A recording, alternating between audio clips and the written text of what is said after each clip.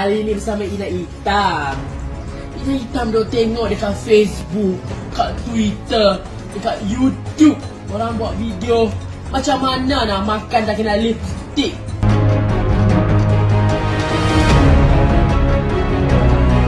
Tapi apa yang dilihatkan dalam video adalah lakonan.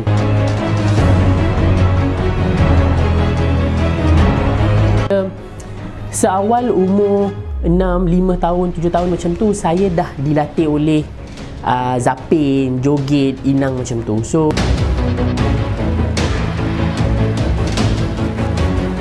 dan pada awalnya saya pun tertanya, why me?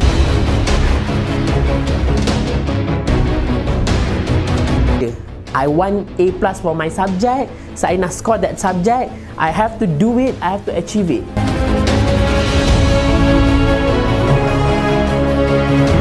Saya cabar untuk keluarkan jika ada.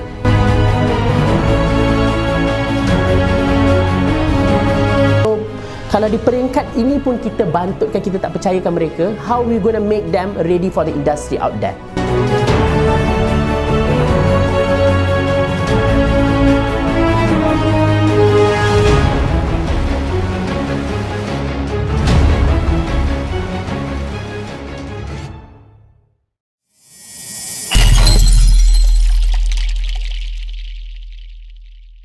Bersama kita ialah saudara Danesh Raj Nagarajan, seorang ahli lembaga pengarah Universiti Melaya yang agak panas sejak kebelakangan ni.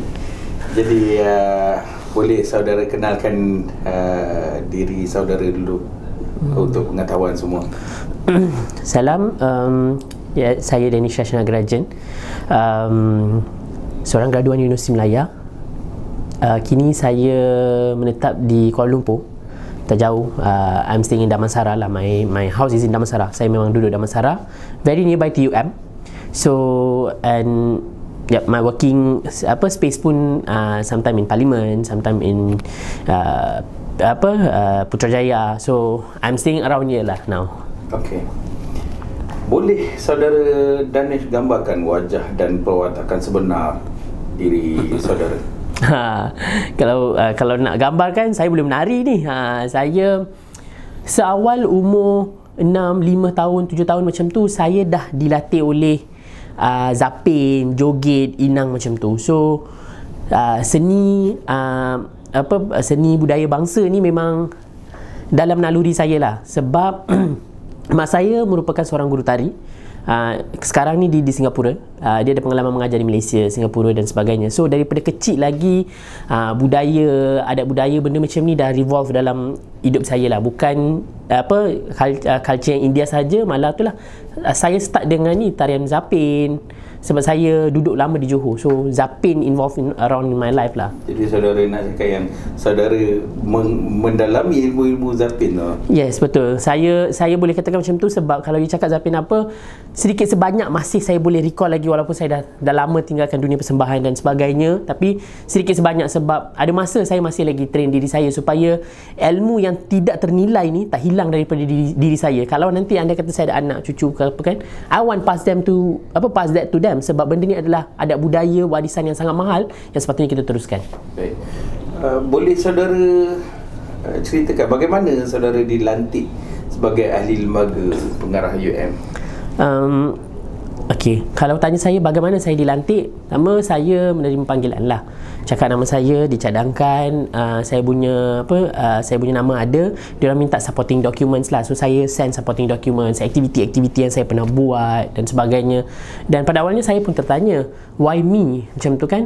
Sebab saya yakin dan percaya ramai alumni hebat macam Tan Sri Tengku Mahathir, ramai alumni hebat yang saya boleh kalau quotekan, memang ada. Memang saya yakin pengalaman mereka, ilmu yang mereka ada tu tidak ternilai. Saya pun kena berguru dengan diorang. Tapi atas dasar diorang perlukan anak muda, bawah 30 dan sebagainya, saya berani untuk mengambil cabaran ini. Sebab I love UM, I train by them. Saya jadi seorang manusia sekarang atas sumbangan dan jasa warga Universiti Melaya.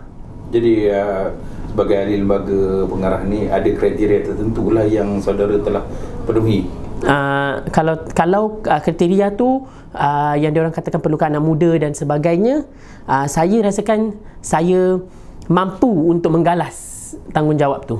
Baik.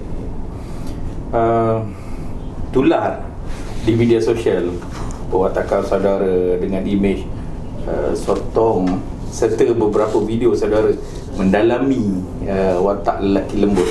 Adakah itu sebenarnya saudara, dan apa motif sebenar video tersebut dibuat? Okey, saya jawab soalan ni. Dia macam ada dua soalan kat situ kan. Pertama adalah tular, betul, saya pun tengok sendiri tular dan sebagainya. Adakah saya perwatakan macam tu dan yang dikatakan dan sebagainya kan? Saya yakin dan percaya I'm very soft spoken, saya berwatakan lemah lembut dan sebagainya. Tapi apa yang dilihatkan dalam video adalah lakonan. Saya yakin dan percaya sebagai dalam bidang seni persembahan ni, macam-macam kelas saya lalui. Video yang tulah tu, ada particular video yang saya berlakon jadi Mak Inang dan sebagainya. Benda tu adalah lakonan.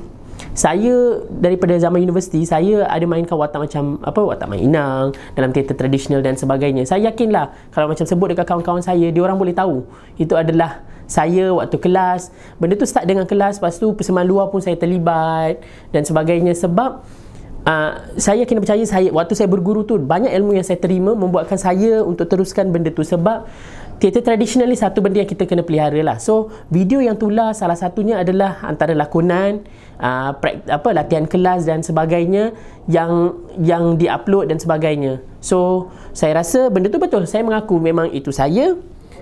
Itu adalah lakonan saya sebagai watak Mak Inang dan sebagainya. So saya rasa ini adalah adat budaya yang saya perjuangkan. So itu adalah salah satu bahagian daripada tu. Itu adalah bukan suka-suka dibuat dan diimejkan macam tu lah. So it's me, it's my class purpose, it's my back then time saya student. Ini video lama yang diorang keluarkan ni adalah back then it was my niche area lah. Saya fokus dekat situ, saya explore dunia persembahan dalam tu. So yes, it's me. Jadi masa video tu dibuat, saudara sedang mendalami watak yang saudara... Betul, itu adalah watak Mak Inang dalam teater tradisional. Memang watak Mak Inang ni diwujudkan untuk supaya orang tak boring dia melawak dengan putera-puteri raja. Sebab ini adalah teater tradisional kan, istana sebagainya. So itulah wataknya yang memang nampak tergedi-gedi, nampak dia adalah penghibur. Watak ni adalah watak penghibur kepada teater tradisional. Kalau you pergi menonton teater tradisional kan, tak kisahlah apa teater tradisional pun, Mek Mulung ke, Yung ke, Bangsawan ke, macam tu, dia memang ada satu watak yang orang akan suka. Dia bukan watak utama sangat pun, tapi itulah watak yang orang akan macam, I like this character. So itu yang saya dapat, itu yang saya mainkan watak dalam beberapa teater. So itu adalah salah satu video yang tular lah. So saya yakin betul.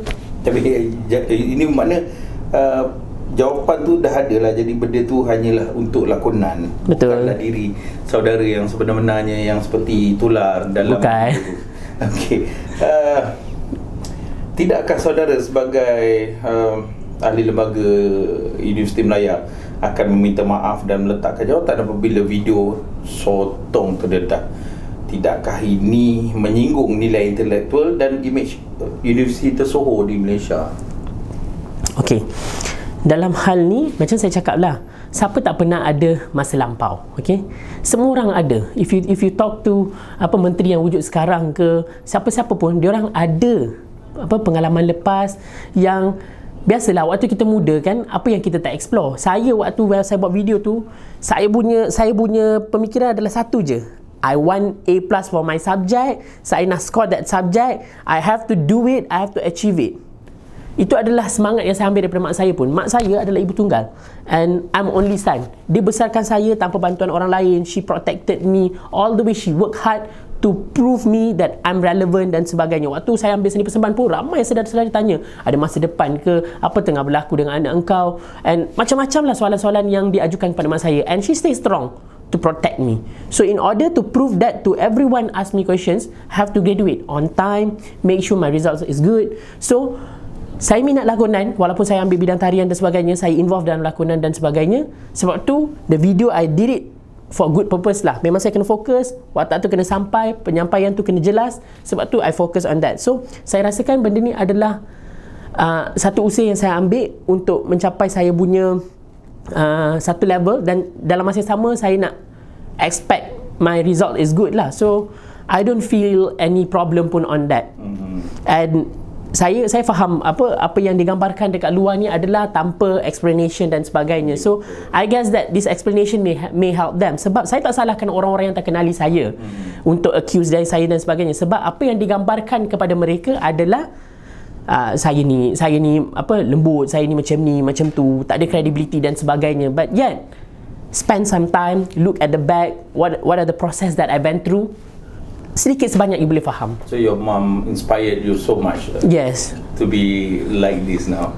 So kalau tanya saya, benda tu dibuat atas purpose ilmu, pengajaran, persembahan, mempertahankan budaya dan sebagainya. Tapi video tu ditularkan dengan motif yang lain. So I should stay and serve the university to better purpose, and to make sure bidang saya yang saya ambil, yang orang kata bidang seni ada masa depan ke dan sebagainya, antara komentar-komentar yang ditaburkan di media adalah wrong. So whatever that I'm gonna do, stay tanpa mengalah, tanpa putus asa. It's reflect my faculty, my area of study dan juga anak muda. Baik. Adakah saudara seorang pejuang LGBT nampaknya ada dakwaan begitu dalam komen-komen di media sosial? Okey. Ini saya boleh katakan sebagai isu sensitivity. Pernah melihat saya di mana-mana perarakan yang memperjuangkan perkara-perkara ini, saya cabar untuk keluarkan jika ada. Jadi benda tu memang benda tu adalah, saya menafikan, saya bukannya pejuang, tapi saya kena percaya bidang saya, my life revolve around them. Saya faham sedikit sebanyak naluri, dan saya pun berada dalam lingkungan mereka. Saya faham. So accuse them being not fair to them adalah satu perkara yang saya rasa macam shouldn't be happen. Kita kena ada hak asasi manusia. Semua orang layak untuk memilih apa jalan yang dia ada tanpa menyinggung perasaan orang lain, tanpa ada isu gangguan kepada orang lain. Saya rasa it's much than fine for me to terima community ni, sebab kita kena hormat mereka. Mereka juga perlu teruskan hidup. Baik. Adakah saudara mempunyai hala tuju sebagai ahli politik, atau saudara terus ingin menjadi sebagai daripada ahli akademik? Okey. Kalau tanya saya ahli akademik, okey, ini adalah satu area yang sangat mulia bagi saya rasa, sebab whatever the academician, apa-apa yang academician buat, itulah akan melambangkan masa depan negara, masa depan anak bangsa. So bagi saya, I'm not in that area. Kalau tanya saya akan jadi ahli politik dan sebagainya. Untuk setakat ni saya belum meletakkan diri saya di situ, tapi I'm looking forward to work together with the government, kerajaan, negara, untuk perbaiki dan juga tambah baik apa-apa sistem yang saya boleh membantu. So kalau tanya saya, untuk setakat ni saya lebih minat untuk dasar, polisi dan juga penambahbaikan yang sepatutnya kita sama-sama contribute to the government and also towards the country. Baik. Apa yang akan saudara bawa ke Universiti Malaya sebagai seorang ahli lembaga pengarah, dan bagaimana saudara mahu mengimplement azam tersebut? Okey. Kalau lihat balik, lantikan saya adalah untuk mendengar suara anak muda di peringkat yang lebih tinggi di sebuah institusi pengajian. So I have to play that role. Saya punya grassroots adalah orang muda, which is student, alumni dan sebagainya. So saya kena kerap pergi pada mereka, jumpa mereka untuk dapatkan feedback dan sebagainya. I cannot stay up and expect everything come to me. That doesn't work like that lah bagi saya. So kalau you tanya saya, lepas 4 hari selepas lantikan, saya pergi Johor jumpa dengan seorang alumni kita yang OKU. Suami isteri duduk OKU buat bisnes, diorang duduk di Johor Bahru, pernah dipandang oleh orang sebab orang tengok diorang ni bagus dan sebagainya. Orang-orang macam ni lah kita kena dapatkan feedback apa benda yang terjadi pada mereka, and benda-benda macam ni lah. Dan how I'm going to implement is, saya yakin dan percaya universiti tidak ketinggalan untuk mengadakan plan tindakan transformasi dan sebagainya yang menuju kepada beberapa tahun ke hadapan.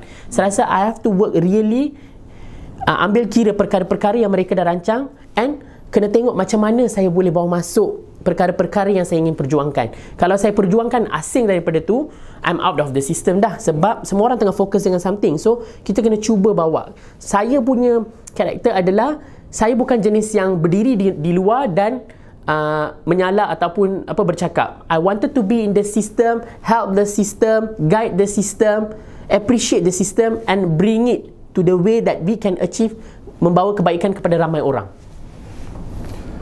Bagaimana saudara akan membantu anak muda ataupun mahasiswa Universiti Malaya bagi mencapai satu tahap yang diiktiraf dunia pendidikan? Okey. Kalau tanya tentang diiktiraf dunia pendidikan kan, semua orang akan lihat pada kebolehpasaran dan sebagainya. Kalau ditanya, itu memang our niche area pun. Kita nak graduan kita keluar bekerja dan sebagainya. Kalau ditanya saya, make them ready for segala kemungkinan yang akan terjadi. Siapa sangka akan ada pandemik, siapa sangka banyak peluang kerja akan terbantut. So make them ready for segala kemungkinan. Bring in real players in industries. Daripada industri bawa masuk. Lepas tu kalau tanya saya kan, kalau macam mana kita nak make them ready, pertama adalah meraihkan suara anak muda. Ini bukan sekadar kata. Kalau tanya saya sebagai contohnya, libat urus mereka dalam membuat keputusan di universiti. Di peringkat universiti kita kena tingkatkan. Betul kita ada MPP, kita ada student di peringkat jawatankuasa kolej dan sebagainya, tapi libatkan mereka dalam sesuatu peringkat yang kita rasa mereka layak untuk memberikan pendapat. Kalau tanya saya sebagai contohnya kan, kalau dalam Ahli Lembaga Pengarah dia ada satu jawatan kuasa dipanggil sebagai jawatan kuasa rayuan tata tertib, saya rasa. And benda tu melibatkan student juga, a part of it. Bawa masuk student leader sebagai jemputan untuk meeting ke, lantik dia orang sebagai ahli ke, ask their opinion. Minta mereka. So we are not in the process of kita cakap kita bagi peluang, tapi we are in the process of training the next leader. So kalau di peringkat ini pun kita bantutkan, kita tak percayakan mereka, how we gonna make them ready for the industry out there? Diorang ni going to be key player in industry. It's very important. So saya akan tekankan benda tu. It's my perjuangan. Kedua adalah tanya meningkatkan kadar graduate employability. Saya rasa kena ada kajian semula terhadap program-program di peringkat universiti. Sebab betul kita ada graduate employability center, kebolehpasaran mulia center di semua, saya rasa hampir kebanyakan universiti ada. Dan di UM saya tahu ada, saya pernah engage. Kita kena kaji semula program-program yang diorang buat. Adakah benda tu sesuai untuk pasca post pandemic COVID-19 dan sebagainya. Sebab itu adalah masa sekarang. Benda ni berubah dari masa ke semasa. So kajian semula tu sangat penting. Dan kalau tanya saya, kita kena bawa masuk lagi banyak industri. Sebanyak mana industri yang kita ada, sebanyak itu kita boleh membantu. Give peluang untuk anak muda networking dengan diorang. Kita kena buat kerja tu supaya bila diorang keluar, diorang tahu industri mana yang ada, industri mana yang diorang dah pernah engage, diorang boleh minta kerja, diorang boleh minta go in that line, diorang tahu apa cabaran yang ada kat luar supaya diorang boleh get ready. So it's very important. And then ketiga, kalau you tanya galakkan budaya create more job. Betul? Sebab kalau tanya saya, it's very important. Sampai bila kita nak makan gaji? Sampai bila kita nak bergantung pada peluang kerja yang kita sentiasa ada? You create more jobs, orang lain dapat kerja sekali. So saya rasa menggalakkan budaya keusahawanan dalam kalangan mahasiswa is very important. Bukan saja menggalakkan, kita kena membantu mereka mula. Saya cakap tentang ni usahawan siswa. Kalau di bangku universiti lagi diorang dah mula adakan SSM, diorang dah mula ada sikit produk yang diorang nak buat, inovasi yang diorang cipta, yang diorang boleh marketkan dekat luar, kita kena meraihkan. Kalau tanya saya, cadangan saya akan bagi adalah wujudkan grant dalaman untuk universiti student, bagi diorang seed funding. Sebab kalau you pergi dekat luar, grant-grant yang luar yang kementerian ataupun siapa-siapa yang offer, NGO dan agencies yang offer, diorang akan minta requirement at least setahun industri tu pengalaman industri tu dah wujud, bank statement yang 6 bulan mungkin dan setahun. So diorang bila diorang dah keluar tanpa ada benda-benda yang macam grant semua, explore dalam bidang tu time universiti lagi, dia kena spend masa untuk dia explore dekat luar tu nanti, baru dia boleh dapat the grant, bantuan-bantuan yang luar untuk supaya dia boleh tingkatkan. You pergilah tanya businessman mana pun, mesti diorang ada ambil bank loan dan sebagainya. Diorang waktu awal nak mula syarikat diorang yang hebat sekarang di mata orang, mata dunia, diorang mesti start dengan kecil. So kita kena tanam benda tu. Kita bukan saja galakkan, kita membantu mereka. Kalau nampak macam dunia inovasi, kita engage dengan agensi, bawa masuk, bagi diorang peluang, bagi diorang grant dalaman ni sangat penting. Sebab kalau kita cakap apply lah grant yang ada kat luar kan, berapa ribu orang yang apply, berapa ribu orang yang ada syarikat yang lebih bagus, yang ada pengalaman dan sebagainya. So dekat situ nanti diorang akan ada problem lah. Sebab tu cakap di bangku universiti kita dah kena ada grant yang membantu mereka supaya diorang dah ready untuk jadikan package bila keluar kan. Dia dah ada setahun punya ni lah SSM, dia dah ada bank statement, dia dah ada pengalaman run syarikat. So the grant should give to them. So diorang bila diorang keluar, diorang boleh place diri ataupun syarikat yang mereka dah buat di satu tahap untuk dapatkan grant dan juga mendapatkan kepercayaan industri luar. Jadi hebat perjuangan ni. Jadi saudara, apa impian saudara sebagai ahli lembaga pengarah Universiti Malaya? Kalau tanya saya, I dream UM to be a dynamic university. We are number 1 in the country. We are top 100 in the world. Apa yang saya ingin lihat adalah semua warga Universiti Malaya being a problem solver to the country. We provide solutions. Kita ada researcher dan juga profesor-profesor yang hebat, even profesor yang dapat title profesor dalam umur 35 dan sebagainya. These people with a good research yang memang diorang tengok what is the problem in the community, what is the problem in the country in certain field, diorang kupas, diorang jadikan benda tu sebagai research ni kena jadikan sebagai implementasi, bawa mereka, engage mereka dengan ni, dan diorang ni jadi problem solver. Give idea, jadi think tank, jadi problem solver and help the country. Itu yang saya lihat. Universiti Malaya bila dah jadi number 1 in the country, top 100 in the world, we wanted to be the problem solver. Itu yang saya lihat. Ini adalah pandangan peribadi saya, bukan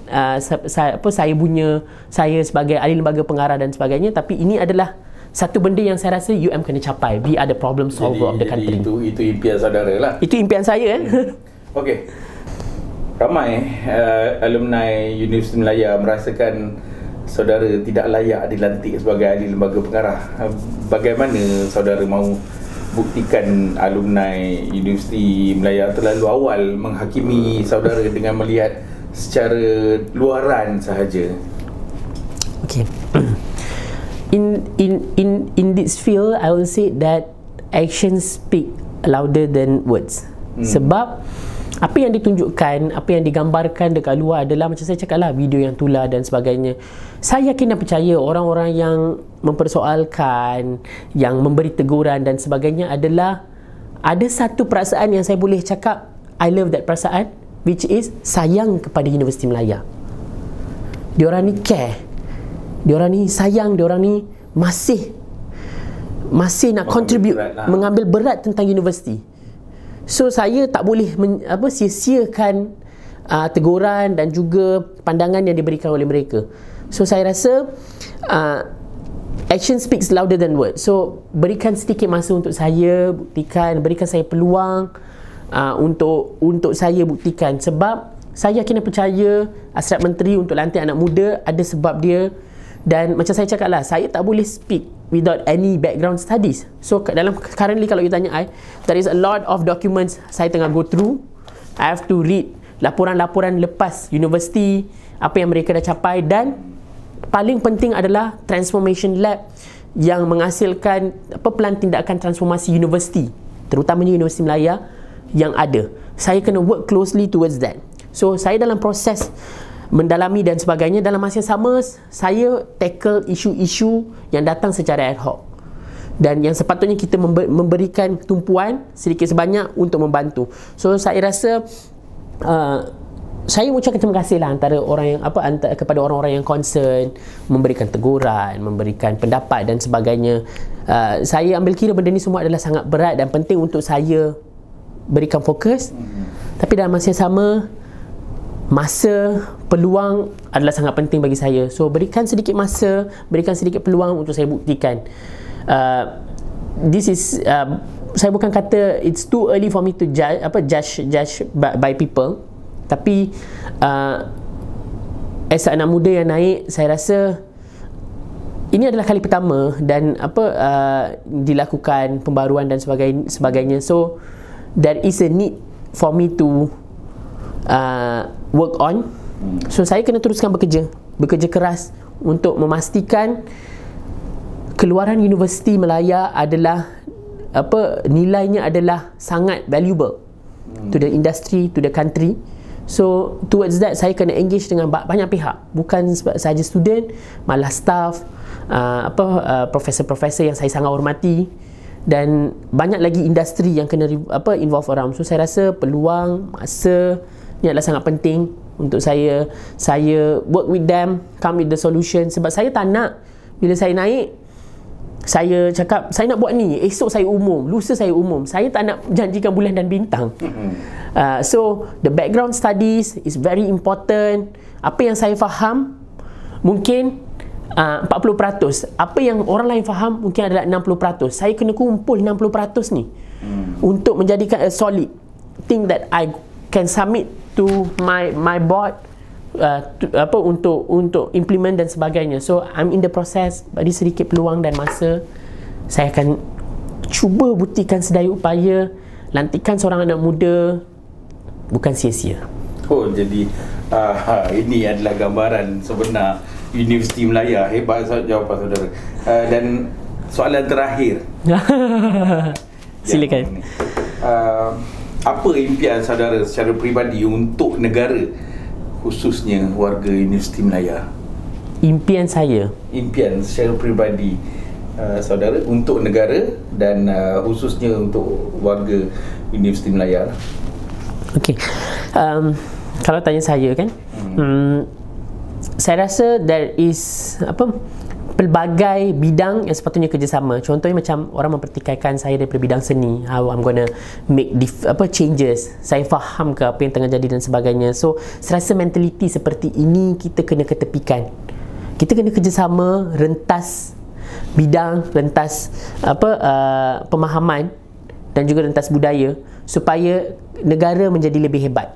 So saya rasa pertikaian terhadap bidang-bidang benda macam ni sepatutnya tidak ada dalam mentaliti rakyat kita. Kita kena lebih terbuka dalam menjadikan negara ke satu tahap yang lebih baik. Tapi dalam masa yang sama, adat budaya, agama kita tak boleh ketepikan.